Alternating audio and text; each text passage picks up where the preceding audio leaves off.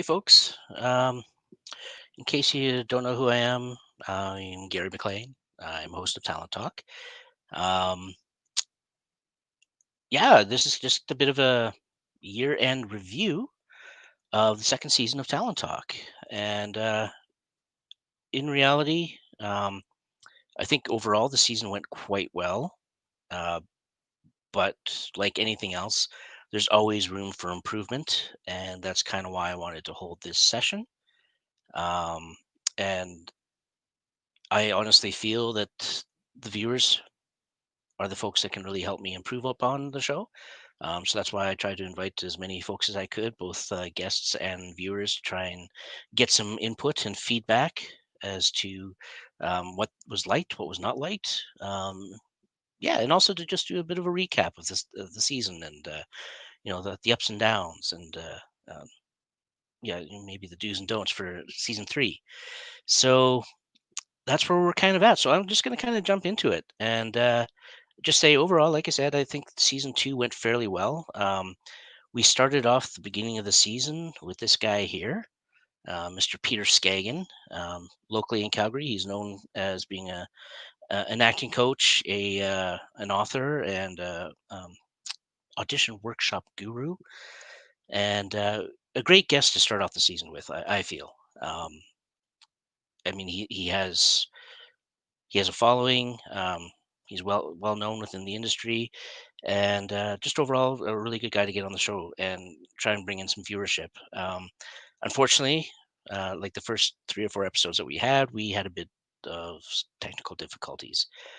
Um, Unfortunately, that was just yeah, like I said, the first 2 or 3 episodes, I think we had rescheduling and sound issues and a whole bunch of issues, which were just down to um, hey, David, thanks for joining in. Hello, hello. Um, yeah, so I just feel that there's it kind of stemmed down to a couple different things: a hardware and b in software. So I ended up replacing after I think the third episode both. Brought in a different computer, started using a different software, and we had more or less no issues the rest of the season. So I was really happy with the change. It's unfortunate that the first three guests kind of had to be a part of the technical issues that we did have.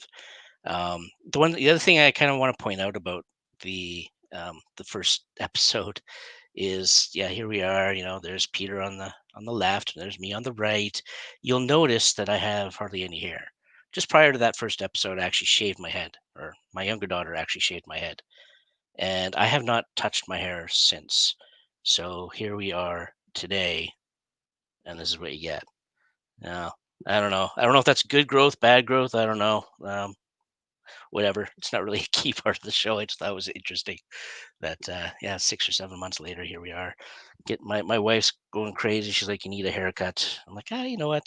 I'm going through a midlife. I think I'll just let her go, see what happens. um, so as I kind of stated at the beginning, I would like any input. So don't be afraid to chime in at any point while I'm blathering here to give any feedback or thoughts that you may have had throughout the season. And yeah, I'll take it all to heart. You can't hurt my feelings. I got none. So just let her rip, and we'll go from there. The One of the things I really enjoyed about season two is it was a season of a few different firsts, and one of those firsts was these couple guys here, which are our first two musicians that we've actually had on the show, and they both did a bit of a live piece. So on the left here, we've got Marcus Trummer, bit of a bluesy kind of sound to him, and he was the first musical guest that I've had on the show, and he was kind enough to do a live song, and I think it went quite well. And he's a very talented young man, and I'm looking forward to kind of seeing what he can put out in the future. And then, of course, on the right we have Rome. I know him a little better as Jerome de Gourville. We've spent a lot of time on different sets and working together as either crew or cast. And but he's also a musician and a great little R&B guy. So um, another guy to check out if check him out on Spotify or a few different places. And yeah, check these guys out. They're talented musicians, and I was really happy to have them on the show. Um, another first. So the whole intent behind Talent Talk, even from season one, has been help promote the local arts community, whether it be film, just general art, musicians, models, the whole different range of aspects of arts and media. Um, and that's still true today. However, during the whole uh, kind of rebuild for season two, I thought, you know what, I think it's a good idea to try and expand outside our local community. It'll just bring more uh, awareness to the show itself, and also bring more awareness to our community.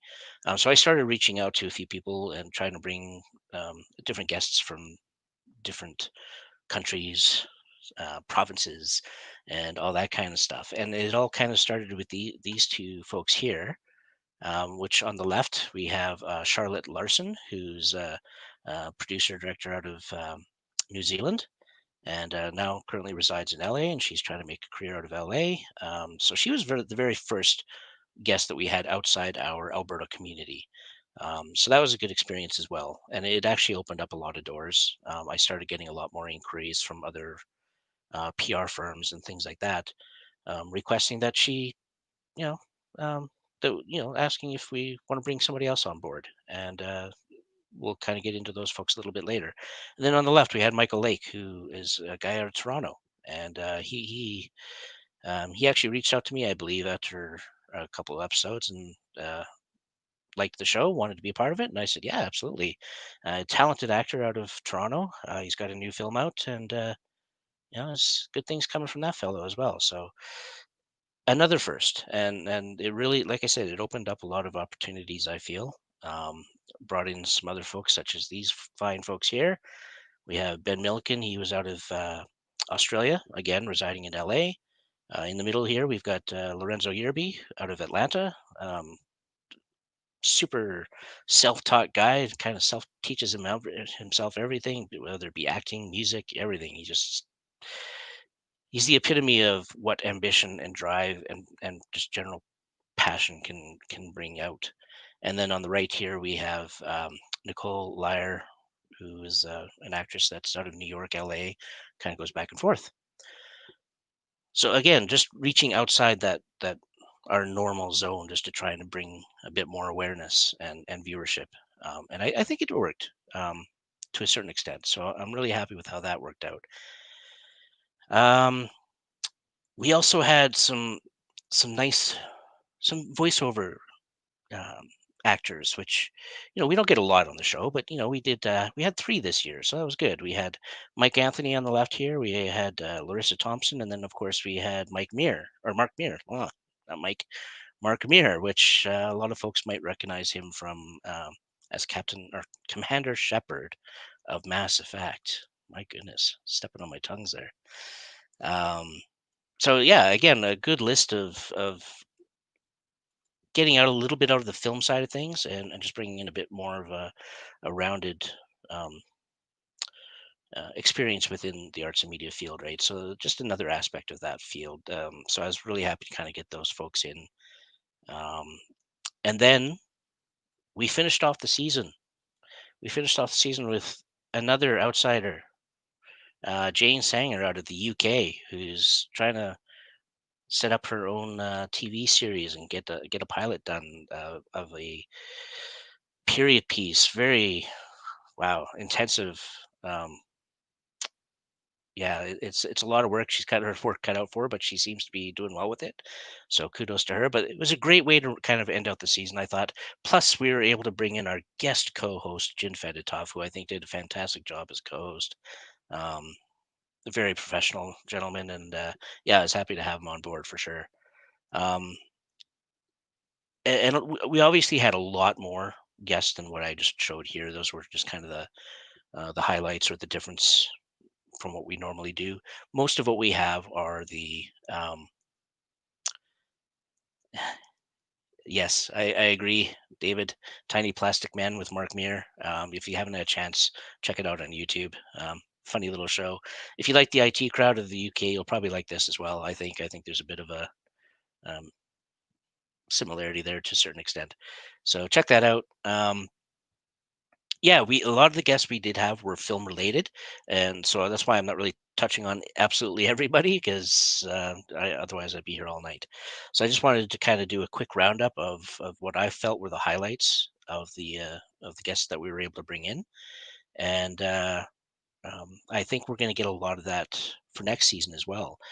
To be honest, like I've got a huge wait list at this point. Plus, I still have other PR firms that are reaching out saying, "Hey, we have somebody if you want to talk to them." I literally have enough of a waiting list for next season that I could completely fill my schedule next year. So in terms of guests, there's no shortage, and I'm very happy about that. That makes me ecstatic, honestly. And um, where I need to improve on the show is the viewership. Um, and that's kind of where I'm hoping input from you folks that are watching right now. You know, what don't you like about the show? What do you like about the show? What do you feel I can improve on to maybe bring in more viewership?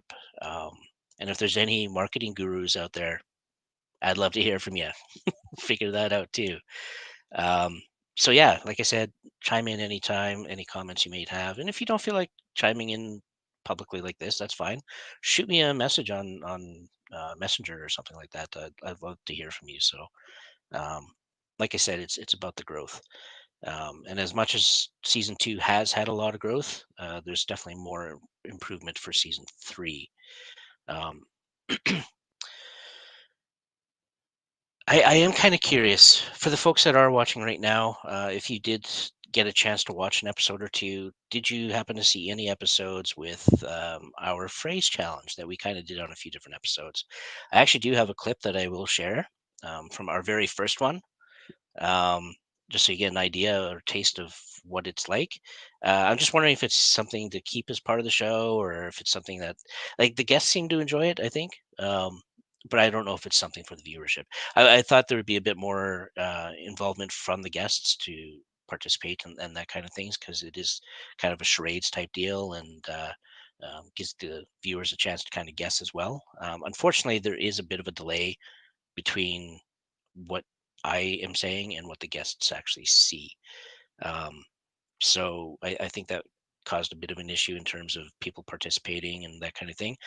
But like I said, I do have a little clip from the very first one, and you will also get an idea of the technical difficulties we were having from the first couple episodes as well. Um, but it was fun nonetheless. We had a good time. It's a super short clip. We just did the one. I just took a little clip of the very first one we did, and yeah, here you go. And then I would be curious to hear people's thoughts of whether you think it's something we should continue to do into season three or not. All right, go. Sleeping Ring, ring, ring. uh, alarm. Oh wow, I'm worse at this than I thought. um, Ring, ring, ring. car alarm, sleeping alarm. Early rise. I can't think of anything else to do, man. um, uh, s- suddenly awakened. Close. Um, ring, ring, ring. jolted awake. Uh, oh, we're done. All right. Can I tell you? Yeah, go ahead. Wake up call. Oh, jeez. So here you go. That was our very first experience with our little phrase challenge. That was, I think, the second episode with Simon Creasy, and yeah, it was. I had fun doing it. I think he had fun doing it. I just don't know if the viewers would have fun with that. So, like I said, I'd love to hear your thoughts on that. And of course, you could tell the technical difficulties we were having on that episode with the sound and stuff. Um, so yeah, shoot me some feedback on that. I'd be curious to hear about your thoughts on the phrase challenge and if it's something we should continue to do down the road or not. Um, One of the other things that I think we need to improve on, which we will be improving on, I feel, in season three, was the length of the episodes. Season two and even season one, for the most part, it was a 60-minute show. The difference is season one, we did pre-recordings of the show and then cut it down to like a 15 to 20-minute episode, whereas season two has all been streamed live. It's uncut. It's 1 hour solid interview. So going into season three, I think we're gonna hopefully improve on that a bit, and go into a um, apologies. I'm just quickly reading a little message here, which I think is very.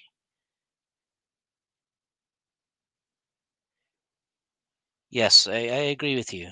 Um, yeah, no, that's a good point, Damon. I think it's not a bad idea to break it up a little bit and try to um, get a bit more involvement that way.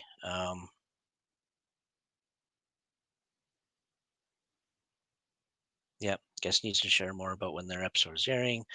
The show could use an intro and outro, perhaps break up the interviews, more audience interaction, community engagement, etc. Guest hosts or co-host.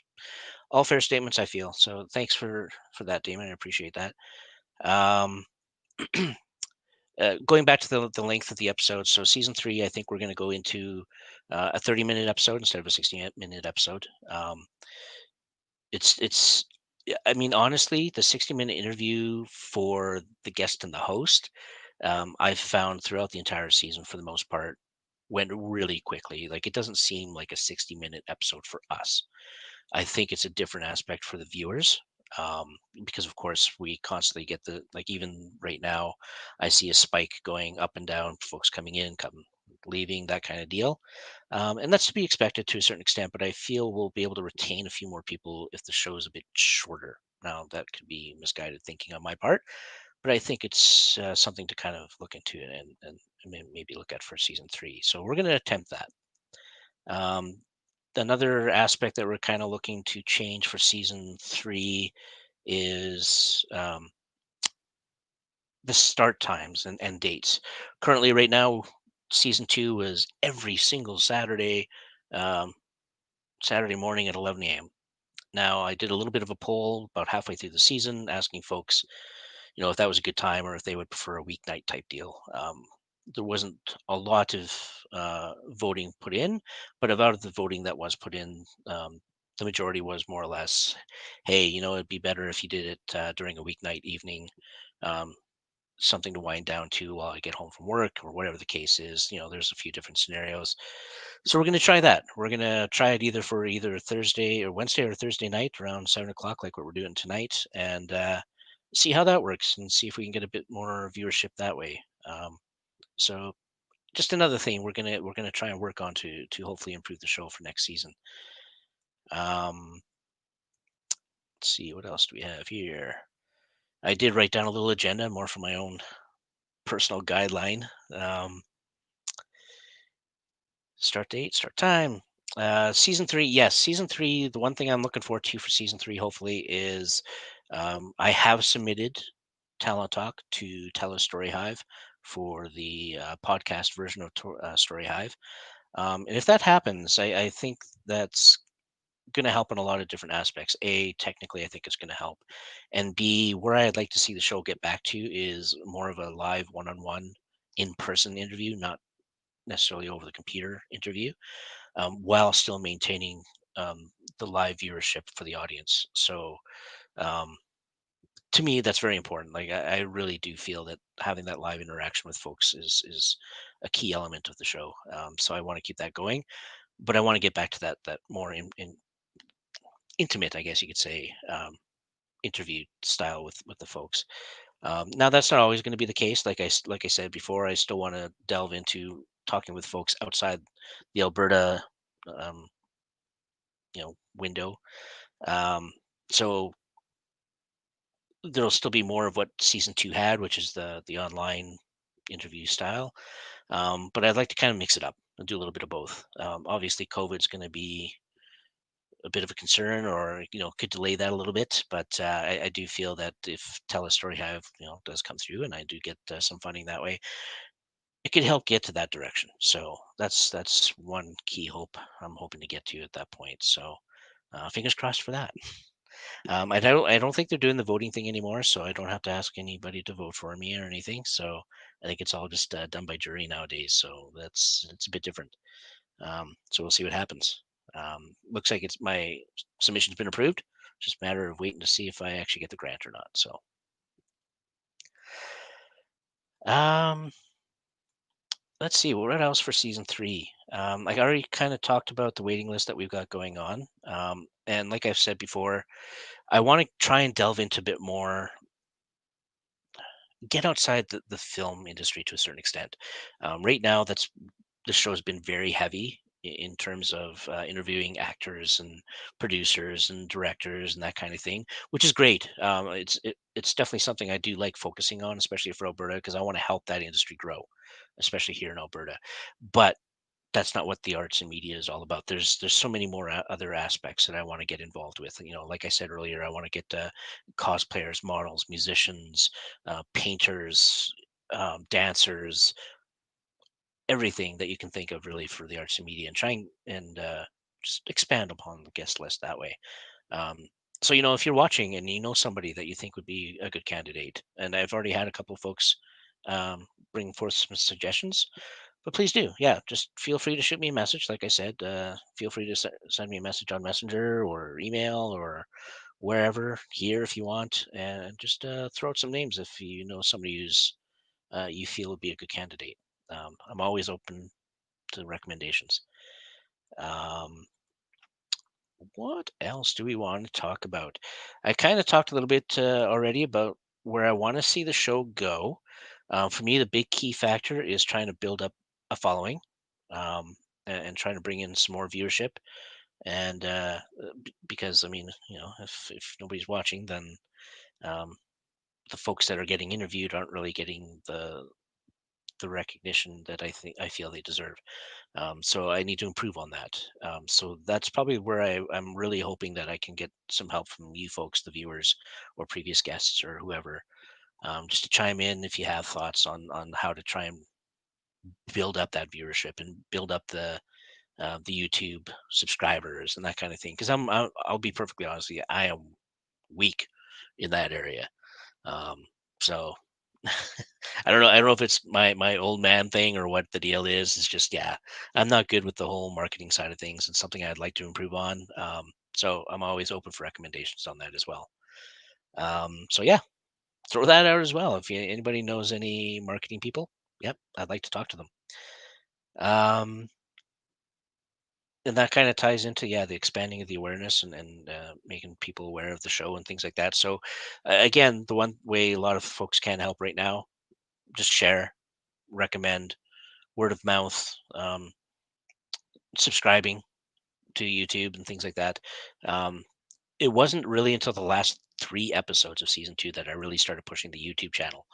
Um, so I'd really like to start pushing that again because that's the one side I can kind of monetize eventually, hopefully, at one point, right? So yeah, that's kind of where I could use your help right now is just getting people onto the YouTube channel, getting them to subscribe and that kind of thing.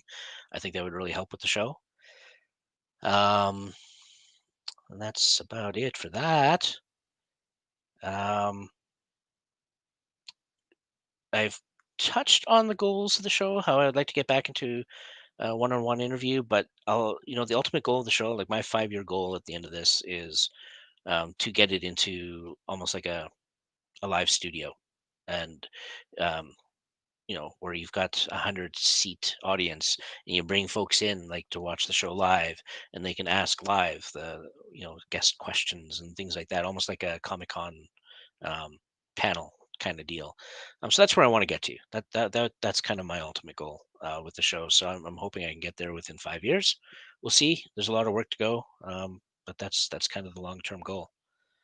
Um, what else we got? You know, to be honest, I didn't want to spend a whole lot of time because I know people have things they want to do as well. Um,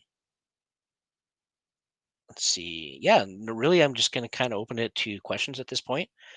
No, you know what? There's one thing I really do want to kind of plug, and this is actually for um, an ex co-host of the show. He's actually hosted 3 episodes.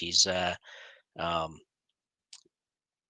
he's part of the team in general. Like he's always there if I need somebody to kind of take over as a host. Or he's a funny guy. He was actually the very first guest on the show, and that's Chingiz Javeri.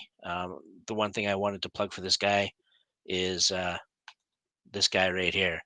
So, of course, on the left here is Mr. Chingaze, and on the right is a children's book, which is currently out and available for sale. Um, and you know what? I'm going to even throw up the banner here. Boom. So I'm just this is my plug for Chingaze. Uh, he did the artwork for this children's book. It's currently available, so if you want to get it for your kids or whatever, I highly recommend you go to this address here and get an order in for your kids. You're you'll be supporting a very talented young man here in Alberta, so definitely do that if you don't mind. Um, Chingaze is a great guy, and yeah, he deserves all the recognition he can get. So there you go. That's my plug for him. Other than that, I'm just going to wrap it up and say, please do um, support as well as you can with the subscriptions and giving feedback and those kind of things. And if there are any questions that you would like to ask me about the show itself or how you get involved, if you want to get involved with the show, anything like that, or if you have recommendations, I would love to hear it in the next couple minutes. Otherwise, I'll probably just wrap it up here in the next, yeah, 3 or 4 minutes. So I would like to, until I see some questions or anything popping by, I would like to say thank you for listening to this old man blather away on his laptop. It's so much easier to be talking to a guest because it's not just me talking and feeling weird about it. So, um, yeah, again, I can't thank everybody, the guests, the viewers, everybody. I cannot thank everybody enough for the support that I have received this year for season two. It's been extraordinary. I'm humbled and thrilled, and I just hope we can continue this journey for season three and beyond. Um, so, thank you so much. I wish everybody a great Christmas holiday, and I'm looking forward to season three, which will start in March of 2021. Tentatively, March 3rd is going to be the first episode, and um, the other thing that's going to be a bit of a change is this year was every week we had an episode. Next year it'll be one episode every 2 weeks. Give myself a bit of a break in between. But we're also starting a couple months earlier, so it'll still spread out fairly well that way. Um, so yeah, on that note, I will hang on for a few more seconds just to make sure nothing comes through. But other than that, thank you so much. I hope everybody has a great weekend and a great holiday season. Thank you so much for an awesome season two.